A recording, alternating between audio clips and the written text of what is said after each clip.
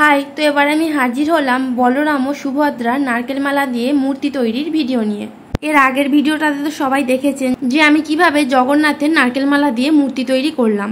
ঠিক একই পদ্ধতিতে নারকেল মালা দিয়ে আমি সুভদ্রা ও বলরামেরও মূর্তি তৈরি করে ফেললাম। প্রথম রথের সময় 3টে মূর্তিকে একসাথে তৈরি করতে পারিনি, কারণ তার দুদিন আগেই আমার হঠাৎ মাথায় এলো যে জগন্নাথ, বলরাম ও সুভদ্রার মূর্তি তৈরি করব।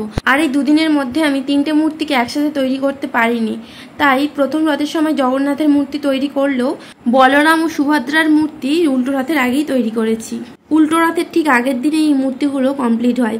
আর আমি মূর্তিগুলোকে একসাথে বসাবার জন্য একটা সিংহাসন টাইপের তৈরি করে এনেছিলাম। সিংহাসনটা কাঠের ছিল, ওটাকে ঠিক সিংহাসন বলা চলে না, লম্বা একটা তক্তা কাঠের তৈরি কিছু একটা হবে।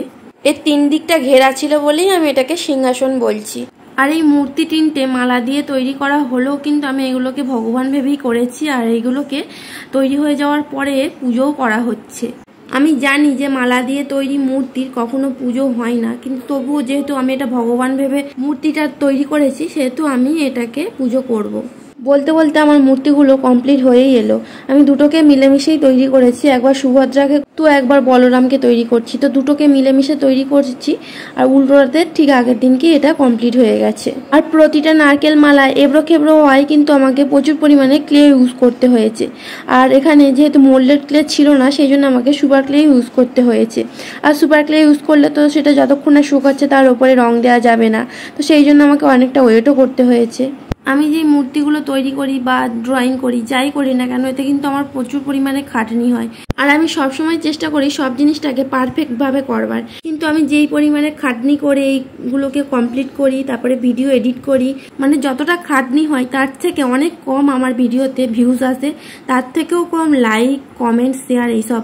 আমি দেখেছি যারা সব ফালতু কন্টেন্ট বানায়, যেমন জলের ওপর হলুদ গুঁড়ো ফেলে, তারপরে আরও অনেক রকম ফালতু কন্টেন্ট আছে, তারপরে ঘরে কখন কি করছে না করছে এইসব তুলে ধরে, তো সেইগুলোতে প্রচুর পরিমাণে ভিউজ আসে, লাইক আসে, কমেন্ট আসে, আপনারা দেখেন, কিন্তু আমার এইসব ভালো ভিডিওগুলো পছন্দ করে না কেউই। তো যাই হোক, আমি যে সিংহাসনটা এনেছিলাম সেই সিংহাসনে কিন্তু আমি নিজেই ফেব্রিক কালার দিয়ে রং করে নিয়েছি, 12 নম্বর তুলি ইউজ করে। আর ওইটুখানি ফেব্রিক কালার দিয়ে কিন্তু আমি পুরো সিংহাসনটাকে রেড কালার করে নিই, আর বিটগুলোতে আমি সাদা কালার দিই। তারপর মূর্তিগুলোকে গ্লুয়ের সাহায্যে সিংহাসনে বসিয়ে দিই। মূর্তিগুলো বসবার পরে ধারে যে ফাঁকা জায়গাটা ছিল একটুখানি, তার মধ্যেই আমি সাদা ফেব্রিক কালারটা দিয়ে কলকা করে দিই। তো এই পুরোটা কমপ্লিট হতে সময় লেগেছে পুরো 1 সপ্তাহ। তো তারপরে আমি 3টে মূর্তিকে একসাথে নিয়ে আমাদের উঠানে আমি যে ফুল গাছটা লাগিয়েছিলাম তার পাশে এসে একটু ছবি ও ভিডিও নিচ্ছি।